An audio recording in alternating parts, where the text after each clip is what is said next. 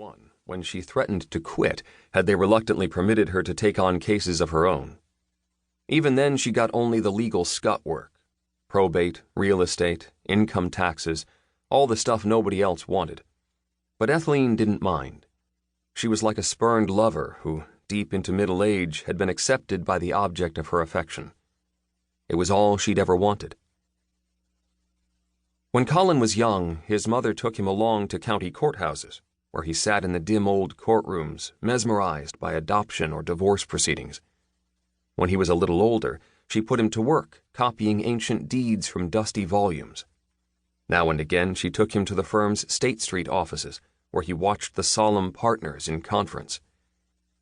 Colin didn't like the way they'd treated his mother. He resented it more than she did. But somehow, by the time he was a senior at Amherst, he had inherited his mother's passion for the law.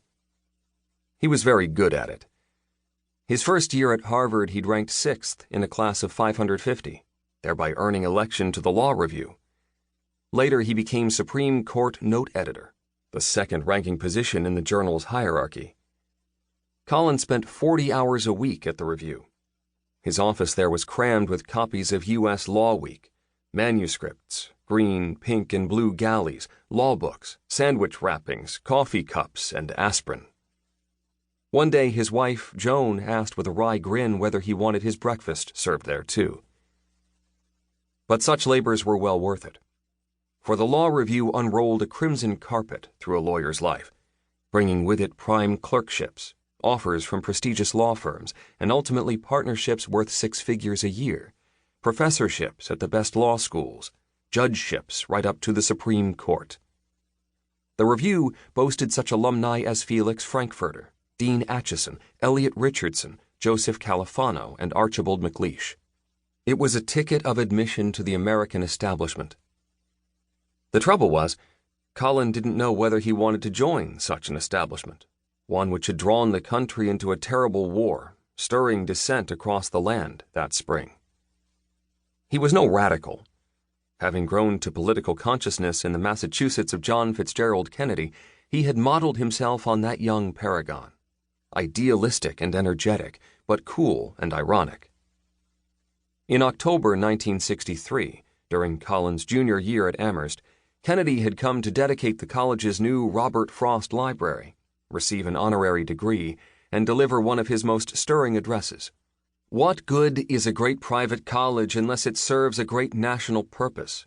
he had asked. "The problems we face are staggering both at home and abroad. We need the services of every educated man and woman."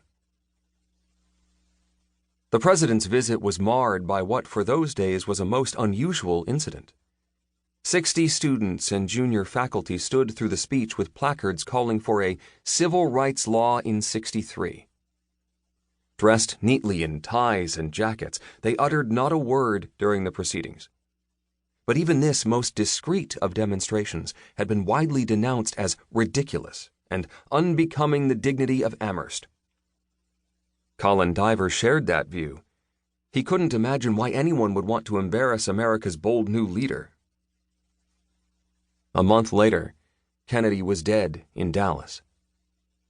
Amherst's president, Calvin Plimpton, told reporters, "4 weeks ago he was here. We saw him, we heard him, and we knew him. He was one of us, for he was our most recent alumnus." Colin shared that sense of personal loss. Kennedy had been the bright star at the center of his political universe. For years, he would try to navigate by its recollected light. But by the time he reached Cambridge, student life had changed beyond recognition. Harvard undergraduates in the mid-'60s were no longer drawn to Kennedy's detached and prudent style. They sought authenticity, commitment, and confrontation. Even the younger law students coming on behind Colin reflected this shifting mood. In October 1967, 50 law students from Cambridge had joined the March on the Pentagon, parading behind a large crimson banner emblazoned Harvard Law. Colin was sympathetic to the war protesters, if only because of his precarious draft status. For years, he'd stayed a step ahead of the mounting monthly calls, relying first on his college ranking and